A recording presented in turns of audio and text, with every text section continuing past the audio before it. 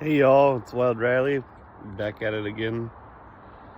I just wanted to show you some of the transplants that we've been up to here at the Wild Riley Ranch. And I'm impressed with the work, even though my main bottleneck is pots and soil.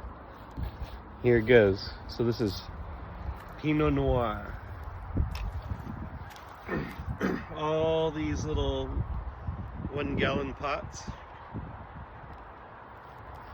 It's all little Pinot Noir, rooted and ready to raise up for the season, maybe transplant into a bigger pot, or to sell to like a little McMansion that wants to put a little Pinot Noir vineyard in their front yard.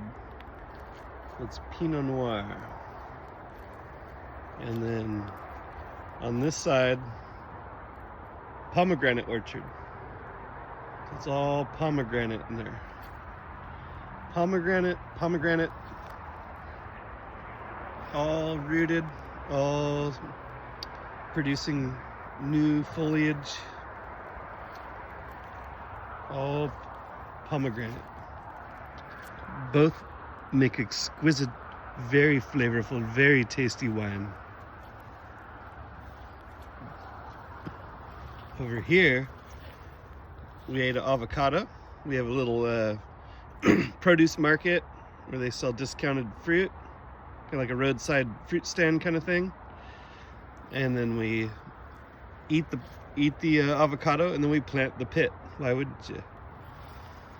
I also go down to like a Tractor Supply, and I'll pick up peaches and plums and apples, the little whips, the little bare roots. And so that's what we do. We got the little trees here. This is an apple tree.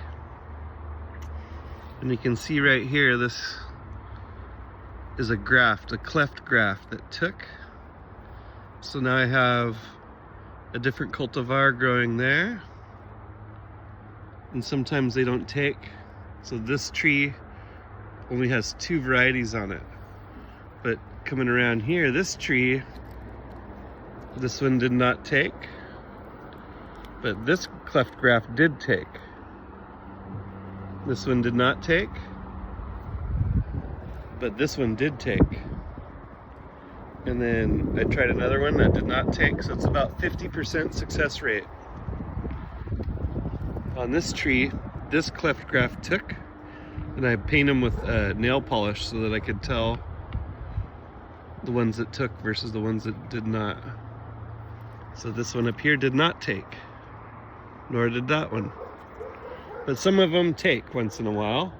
And so I leave these little young branches on. And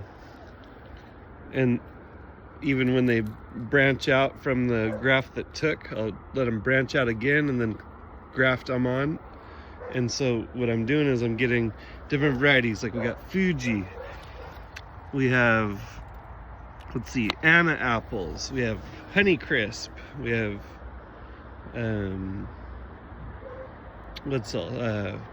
Granny Smith. A bunch of different varieties, and then pears.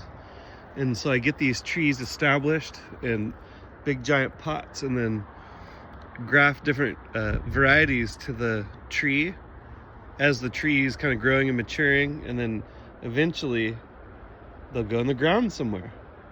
So kind of something fun, kind of a fruit cocktail tree, and that's how you do it. So like this one, this whip right here, it's like you can even see it's loose in the soil still. It's just a bare root tree. I'm gonna cut half of this tree, and then I'll have enough little scions to graft onto multiple different apple trees in pots or around the yard. And here we go, another Anna apple. This one's a year old now. So I'm probably not gonna graft this Anna apple to that Anna apple because it doesn't make any sense to do so because they're the same cultivar. But I might, now that it's branched out pretty nice, I might take some of these other cultivars and graft them on. So I'm having fun cross grafting the apple trees. They're really easy to graft. Same thing with figs. A gopher chewed the roots out from my fig tree, one of my fig trees, and so I was able to take the fig kind of root ball, the part that survived, and break it into multiple pieces. And so now I have, you know, 3 established fig trees just from that one disaster. A bunch more pomegranates. This is the same kind of thing that happened. I had a gopher chew out the root base of one of my pomegranate trees. So I took the established branches and cloned them. And you can see some of them here. They're starting to wake up. They have little red and green sprouts on them, so it'll probably survive. So, and then all over here, this is more Pinot Noir, but and a little bit of pomegranate mixed in there.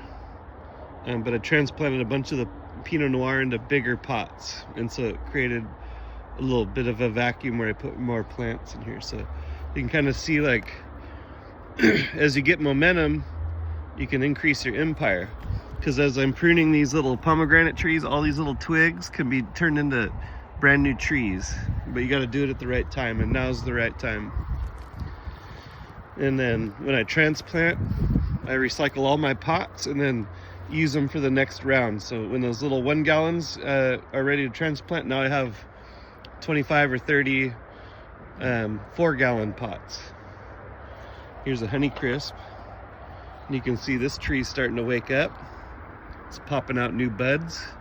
This is the time to graft it. Absolutely. So tomorrow, I'm gonna take it down here probably, down to this branch. I'm gonna clip it, maybe up here to this branch.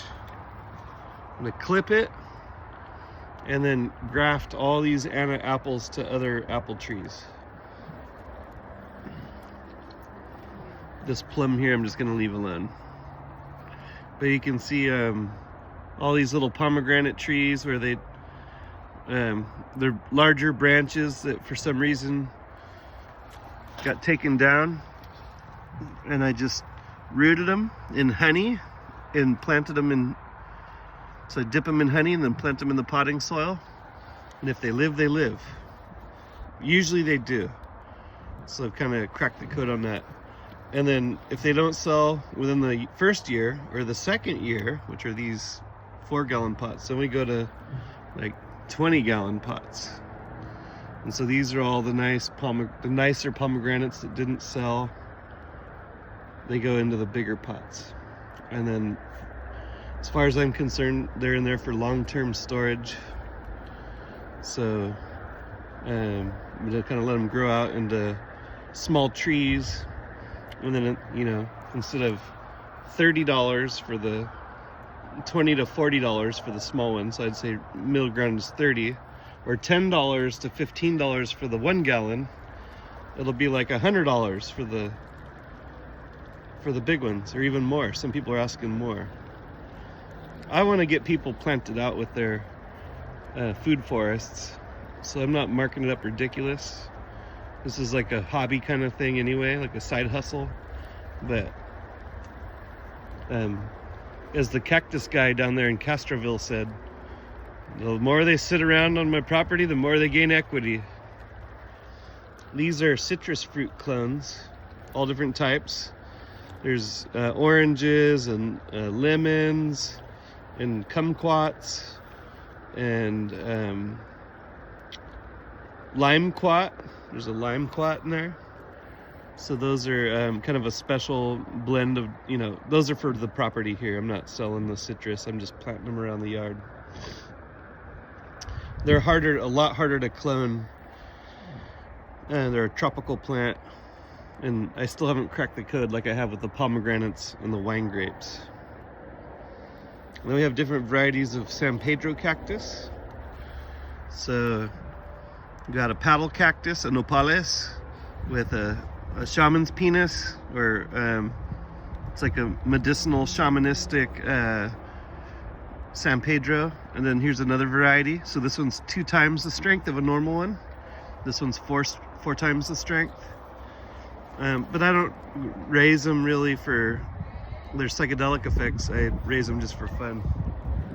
Anyway, thanks for watching. I thought I'd give you a little glimpse into what I'm up to. Talk to you later.